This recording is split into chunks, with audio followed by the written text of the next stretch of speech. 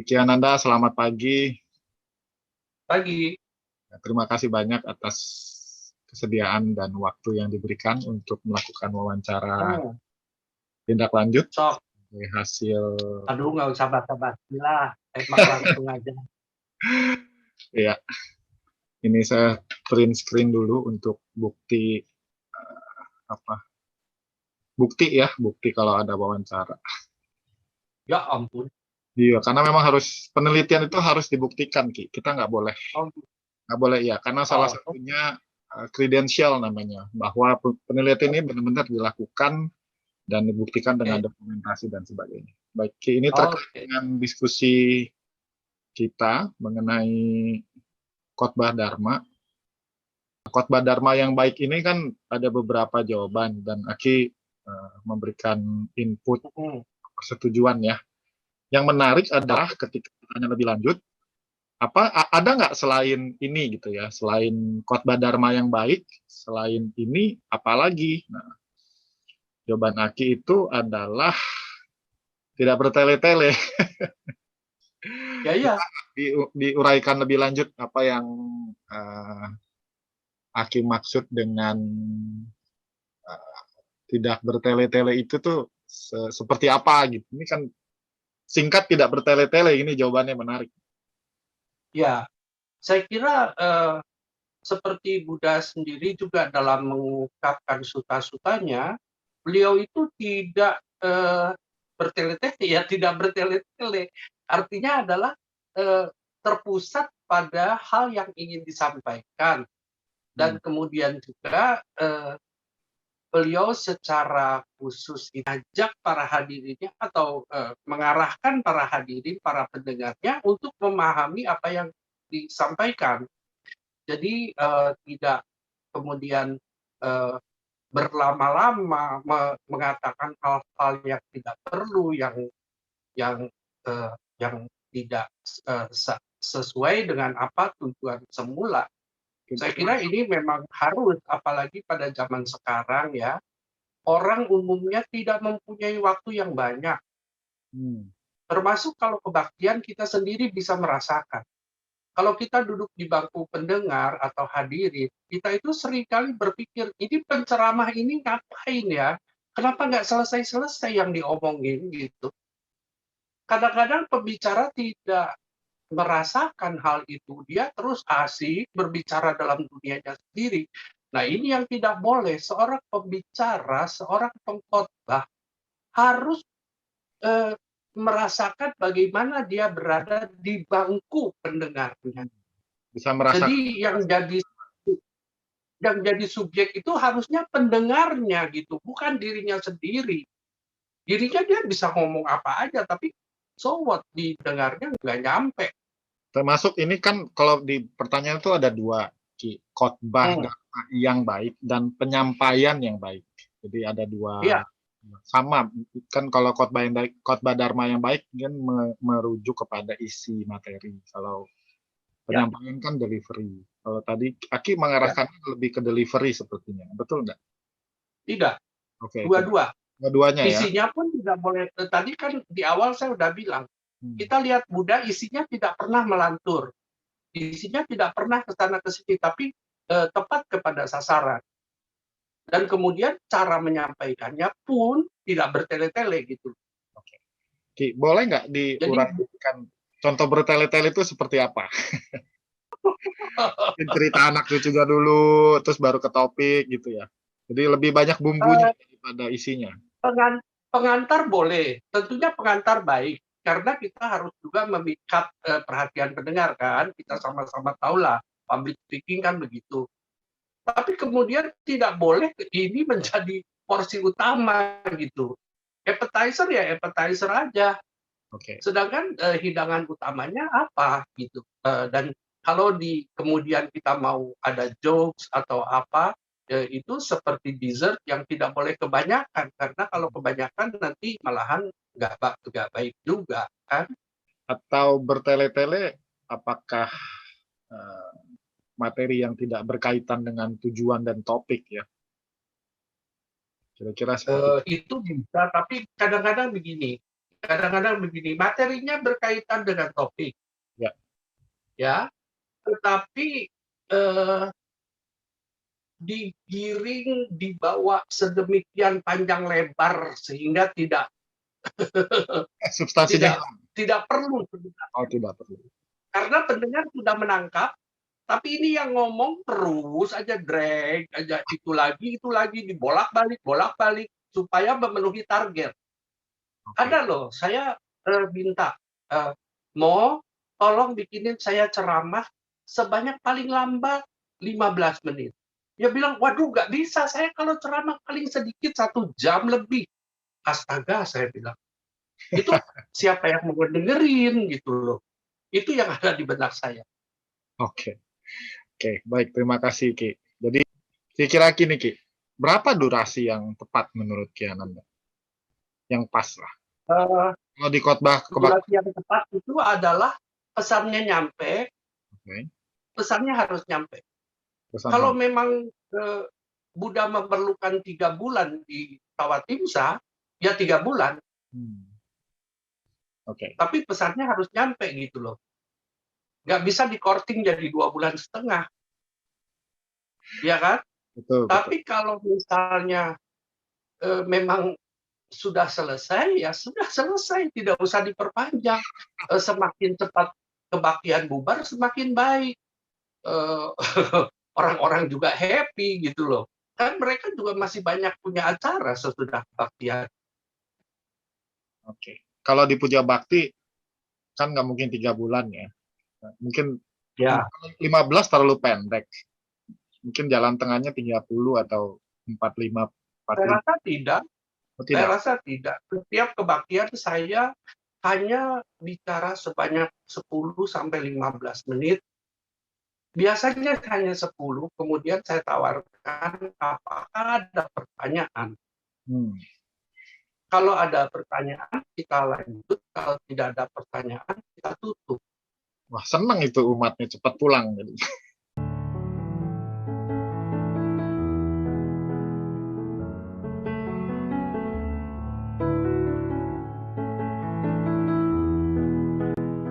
Oke, satu lagi tentang pengetahuan. Kan kalau untuk mampu berkhotbah dengan baik, menyiapkan materi khotbah dengan baik kan harus ada dasarnya ya, Ki.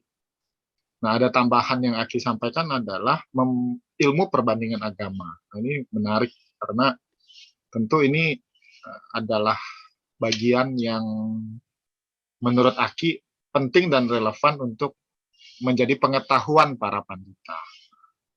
Bisa dibantu jelaskan lebih lanjut? Seperti tadi saya bilang di awal, bahwa yang menjadi subjek itu adalah pendengar, para hadir, para pengikut kebaktian atau yang yang menerima khotbah, bukan si pembicaranya. Nah, kenapa dia harus memahami perbandingan dengan agama-agama lain? Karena kita tidak pernah tahu siapa hadirin yang hadir. Apakah mereka semua umat Buddha? Ini asumsi dari pembicara bahwa semua yang hadir ini umat Buddha loh. Belum tentu.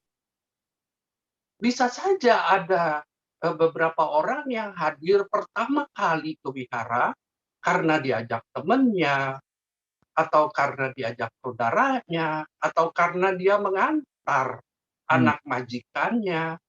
Banyak mbak-mbak yang ikut ke wihara loh sekarang karena mengantar anak majikannya. Dan si pembicara ini harusnya dia bisa berbicara dari semua segi, tidak hanya Buddha sentris gitu loh. Itu maksud saya. Oke. Saya masih perlu menggali, saya masih agak kurang nyambung. Ya. Okay. Kalau dia tahu perbandingan agama, misalnya untuk topik tertentu, apakah pada saat dia berkhotbah dia perlu menyinggung atau menjelaskan sudut pandang topik sesuatu, topik A misalnya dari sudut pandang agama lain, sedangkan konteksnya adalah sedang berkhotbah di wihara kita. Mungkin begini, mungkin saja, karena kan kita juga tidak pernah tahu pertanyaan apa yang muncul ya. Ya. Kadang-kadang umat suka menanyakan kalau di agama X seperti ini, kalau di agama Buddha seperti apa. Kalau lihat jawaban Aki berarti seorang pandita pun sebaiknya memiliki pengetahuan tentang ilmu dan praktik di agama lain. Betul nggak? Nah, begini, karena kita itu tidak bisa terlepas dari masyarakat kan. Nah, misalnya pada saat perayaan hari raya agama lain yang bertepatan dengan waktunya dengan kita akan berkhotbah, kita bisa mengambil tema perayaan yang sedang in lah di masyarakat. Tentunya ini kemudian kita bahas, kita bawa bagaimana kaitannya dengan Buddha Dhamma, bagaimana kemudian kita bisa memahami hari raya itu, memaknai hari raya itu secara agama Buddha juga, sehingga ini akan membentuk satu masyarakat yang lebih harmonis. Juga ada yang berpikir bahwa kalau pertanyaannya sudah lebih menjurus ke beberapa praktik yang memang dengan ajaran mendasar agama Buddhanya bertentangan, maka kita juga mesti terampil dalam menjawabnya. Jadi pada dasarnya beberapa responden juga memberikan tanggapan yang sama dalam jawaban secara tertulis ya, belum saya wawancara karena Aki ini orang ketiga yang saya wawancara. Ada juga jawaban mesti mengetahui tentang praktik agama lain. Jadi harus tahu ya. Paling tidak yang pokok-pokok dasar ya kali Ki ya, atau yang besar-besarnya aja ya. Kalau sampai kayaknya sulit ya. Tentu saja. Ini kan lebih ke arah bagaimana kita tadi bisa bersikap toleran. Kalau kita membahas agama lain, tentu bukan pada tempatnya.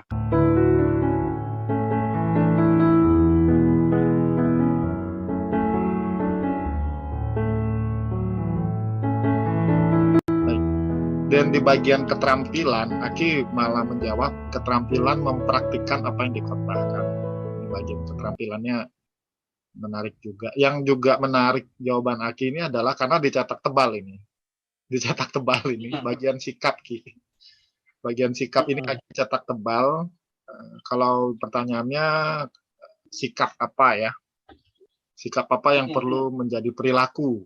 Perilaku, karena sikap jatuhnya itu kan ke perilaku, yaitu bagaimana seseorang menunjukkan cara dia tindak tanduk lah kita bilang. Jawaban Aki ada 3, jujur dan apa adanya, tidak menyombongkan ego. Nah, jujur apa? Saya ingin tahu lebih mendalam yang dimaksud jujur apa adanya apa, dan tidak menyombongkan ego itu dalam sudut pandang Ki Ananda dari pengalamannya sebagai pandita itu seperti apa?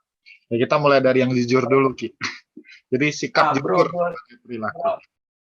Banyak sekali pandita yang berbicaranya pinter, tapi perbuatannya tidak. Ini yang saya harap bisa diperbaiki oleh kita semua. Karena Buddha itu adalah beliau, apa yang sudah dikhotbahkan itu sudah beliau praktekkan, dan kemudian apa yang dipraktikkan itulah yang disabdakan oleh beliau. Jadi saya kira ini satu hal yang sangat harus diperhatikan oleh para pandita semua. Jangan para pandita itu cuma bisa ngomong tapi nggak melaksanakan apa yang dia katakan. Nah, ini terkait makanya kemudian bagaimana dia itu harus apa adanya. Jadi kalau memang dia tidak tahu, ya mbok dia bilang nggak tahu gitu loh. Betul. Nah, dan jujur itu berarti dia harus mengungkapkan yang sebenarnya, tidak berpura-pura, tidak hanya bagus pada waktu berkhotbah, tapi bagus juga sesudah berkhotbah. Ya, jadi khotbahnya itu jangan cuma bagus selama berapa menit, tapi ya harus dia bawa ke dalam kehidupannya sehari-hari. Kalau begitu, bagian jawaban ini mempraktikkan apa yang dikhotbahkan. Eh, apakah tetap lebih cocok disebut keterampilan atau lebih tepat dimasukkan sebagai sikap? Nggak ke- Praktik itu bukan cuma sekedar sikap ya, Hmm, bukan cuma sekedar sikap. Sikap itu adalah sikapnya jujur, sikapnya apa adanya gitu. Tapi kalau mempraktikkan itu keseluruhan, komplit. jadi seluruh kehidupannya itu harus mencerminkan apa yang dia khotbahkan, apa yang dia ya itu kan orang Jawa bilang ilmu itu kelakonnya kantilakan. Bahwa kita mempelajari segala sesuatu itu buktinya adalah di dalam perbuatan kita, jadi di dalam praktik. Nah, Hmm, saya kira ini adalah keterampilan bagaimana kita ya dibilang keterampilan juga mungkin saya juga nggak tahu apakah tepat atau enggak. Tapi ini adalah tidak sekedar sikap gitu loh maksud saya. Nah, yang di bagian di huruf besar semua ini nih, tidak menyombongkan Oh, ego. ya itu penting banget itu. Mesti duduk di depan lah. Oke. Kalau nggak dipanggil Romo kemudian tersinggung lah. Ini hal-hal yang aduh buat saya itu aduh saya kadang-kadang malu gitu hal seperti ini. Ya mungkin ini tidak berkaitan langsung dengan keterampilan berkhotbah ya, tapi saya kira pada saat kita berkhotbah pun kita tidak boleh menonjolkan ego kita. Sekali lagi yang harus kita perhatikan yang menjadi subjek adalah para pendengar. Kita Hmm, harus eh, memperhatikan mereka. Mereka ngerti apa enggak? Mereka ngantuk apa enggak? Mereka merasa cukup, merasa bosan, merasa bagaimana gitu. Itu yang harus kita perhatikan, jangan ngomong aja. Nah, sekarang seringkali disuruh khotbah itu mungkin Bro Momi juga sering. Eh, temanya apa? Apa aja deh pikirin. hmm. Lah, nanti kalau saya ngomong tema yang sama dengan pembicara minggu lalu kan nggak enak banget gitu. Betul, betul, betul. Seolah-olah kayak nyanyiin. Kan seharusnya pengurus itu tahu yang minggu ini apa, ngomongnya minggu depan apa, diatur sedemikian rupa sehingga sesuai dengan apa yang diinginkan oleh halayak. Kenapa saya suka bilang saya cuma ngomong 5 sampai 10 menit, kemudian saya bilang kalau ada pertanyaan boleh, kalau nggak ada pertanyaan udah kita udahan. Nah itu kan terserah umat gitu loh. Hmm, Kalau umat merasa ada yang dia butuhkan, dia nanya, nah kita jawab. Jadi artinya khotbah itu sesuai dengan sesuai kebutuhan. kebutuhan. Ya, tapi kalau dia tidak merasa butuh, ya udah jangan disiksa orang. Ngapain harus setengah jam duduk bersila? Ya kan? Tapi ini menarik, ini satu strategi sebenarnya mungkin belum dipikirkan oleh teman-teman pengkhotbah, baik panitia maupun bukan. Udah khotbahnya sebentar aja, 10 menit, 15 menit. Habis itu berikan waktu bagi mereka untuk bertanya kan sehingga topik atau bahan yang disampaikan itu sesuai dengan yang mereka mau ya. Nah, lihatlah khotbah-khotbah Buddha. Semua sutta itu Bukan. berasal dari pertanyaan. Hampir semua sutta itu berasal dari pertanyaan. Betul, betul. Atau kalaupun tidak pertanyaan, Buddha memberikan pembahasan yang sesuai dengan keadaan pada waktu itu. Seperti misalnya beliau memberi persembahan kepada enam arah. Nah, itulah yang dibicarakan oleh beliau. Dia tidak tiba-tiba datang, apalagi dari Jakarta, terus ke daerah, ke wihara di daerah, terus ngomong, Patita Samupada adalah begini, begini, begini. Bahwa daerah nggak memerlukan hal seperti itu. Buddha juga ngomongnya tentang kalau dia ketemu petani, beliau ngomong tentang bagaimana membajak sawah, bagaimana roda pedati. Kalau dia ngomong ke tempat tukang tembikar, beliau ngomongnya ya seperti seorang pembuat tembikar begini-begini. Itu masuk gitu loh. Betul, betul. Tidak, kita contohlah guru kita. Dan kalau misalnya pas ditanya tidak tahu, jawabannya kan tinggal balik aja ke jujur dan apa adanya. Yolah iya, kita harus. Artinya kan kita itu bukan cuma ngajar, tapi dalam berkhotbah kita itu juga belajar. Hmm. Banyak hal-hal yang kita pelajari dari para hadirin gitu loh. Bukan hanya sekedar dari pertanyaan-pertanyaan mereka, tapi bagaimana mereka menyikapi khotbah kita, bagaimana mereka kemudian memberi tanggapan, itu bisa kita pelajarin semua untuk bekal ke berikutnya. Dan juga untuk kehidupan kita sendiri. Kalau ada pertanyaan-pertanyaan yang tidak tahu, berarti kan ini, oh iya, saya ternyata juga tidak mengetahui hal itu. Saya harus belajar lebih lanjut, gitu kan? Jadi kita belajar lagi lah. Dan Ya, kalau dengan belajar lagi ya, jadi kita tahu kita tuh nggak bukan maha tahu, jadi buat apa sombong-sombong dengan ego ya. Selain yang udah Aki jawab, mungkin ada kepikiran yang lain ya. Nah, tentang pengetahuan, tentang keterampilan, dan tentang sikap di luar yang sudah Aki bantu jawabkan sebelumnya gitu. Mungkin ada lagi ya, pengetahuan apa yang harus kepikir. nggak kepikir. Baik, terima kasih banyak untuk waktunya, untuk kesediaannya. Semoga Oke, great. segera kembali pulih. Terima kasih banyak.